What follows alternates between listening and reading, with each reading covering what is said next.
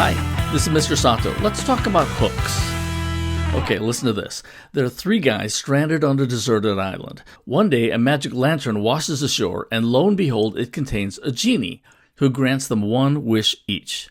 The first guy wishes he was off the island and back home. Poof, he's gone. The second guy wishes the same. Poof, he's gone too. The third guy looks around him, sees that he's all by himself, and says, "Gee, I'm lonely. I wish my friends were back here."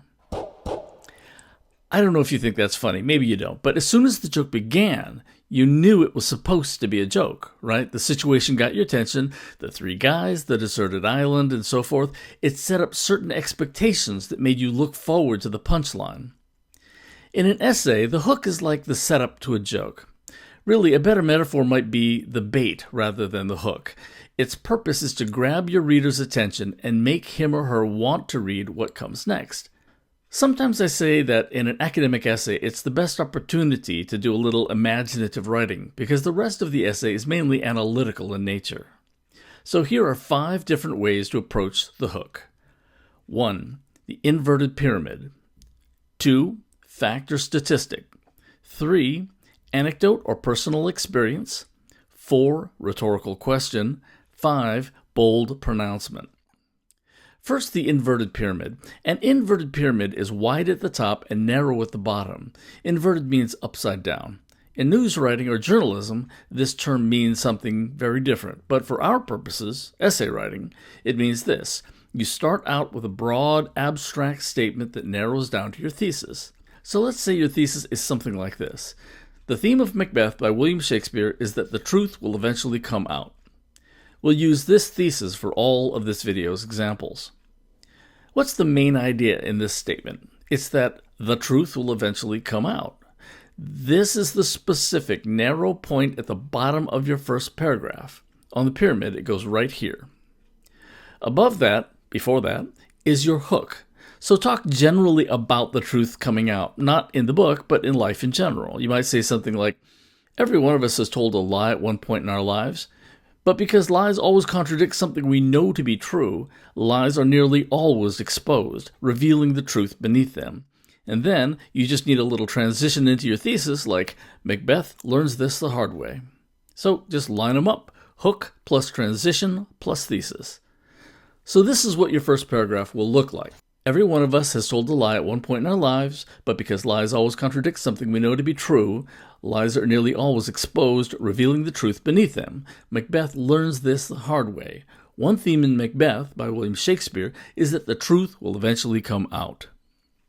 Some teachers or professors will ask you at this point to follow your thesis with a preview of your main supporting arguments, which fits the idea of the inverted pyramid perfectly, because the evidence is even more specific than the thesis. However, in short essays, 2 to 3 pages, this step may be unnecessary. Ask your teacher.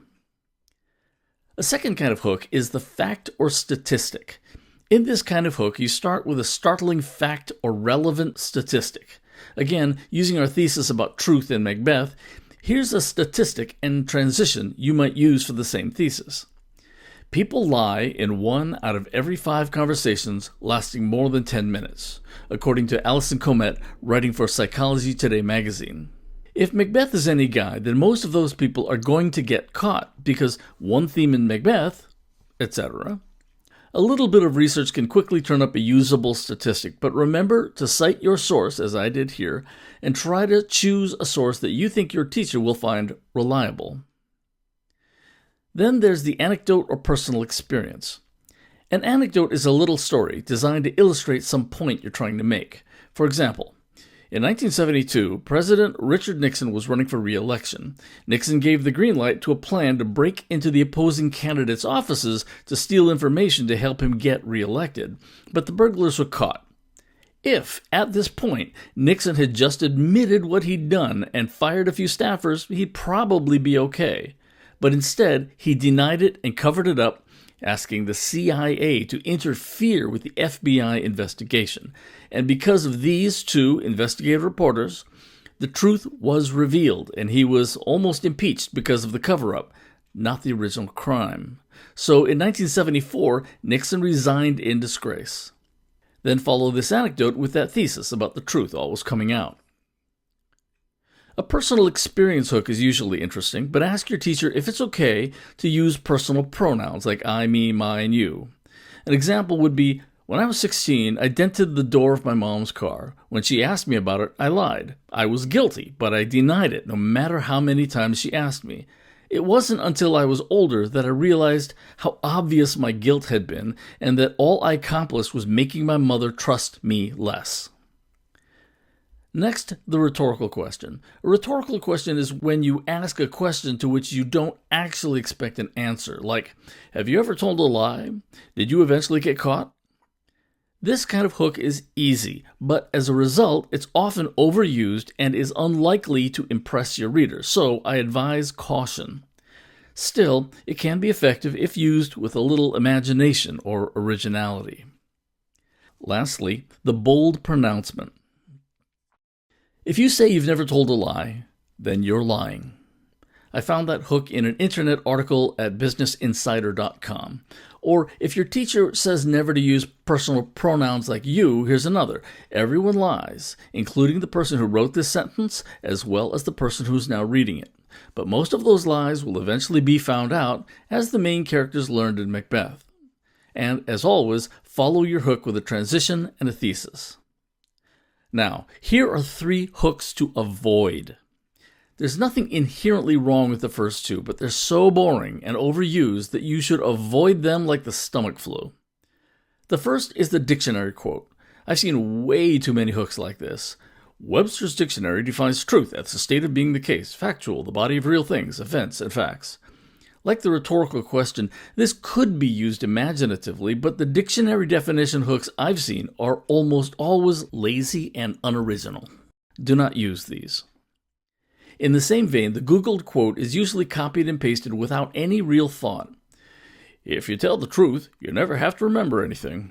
Mark Twain said that. Now, I agree that's a great quote, but student writers rarely take the necessary second step of commenting on the quote with any sort of original thought. And besides, like the dictionary quote, it's nearly always a bad idea to begin or end your essay with someone's words other than your own. Possibly the worst hook of all is the I was thinking about what to write and came up with this. Anyone beginning their essay with this should be struck on the head repeatedly with their own computer. But whatever you do, don't skip the hook. Even these bad examples will get you a better grade from me than opening with your thesis, minus any sort of attention-getting intro. It's like walking up to someone and saying, "Can I borrow your bike?" It's too blunt, it's overeager, and it has no style.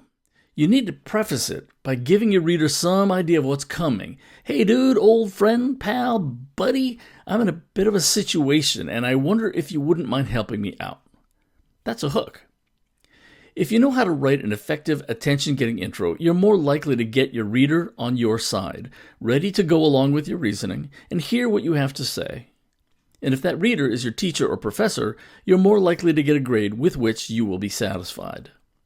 Once you've done this step, you're already off to a good start. Good luck with your essay.